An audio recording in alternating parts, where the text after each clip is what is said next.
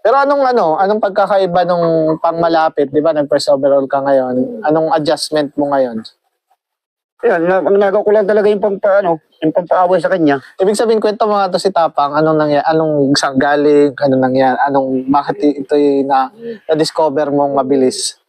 Nasabay ko sa trainee yan. Muna. Sabi ko kay pare, nasabay ko rin akin. Tapos doon niya nalagay sa nagpulit. Nag-stickeran sila. Doon ko nasabayan. Para maagapan ko yung dating niya. Kung ilang oras. Oo, kung anong oras. Kung tama sa oras talaga. Tapos si manual mo rin, oo. Tapos napang-manual ko kay Junit. As Junit, nag-manual, marunong mag-manual yun. At yun, sabi ko, matisting ko puling. At tama naman sa oras na 1-2. Kulang na 1-2, ganun na speed. Sabi ko, pwede ko ipuling ito.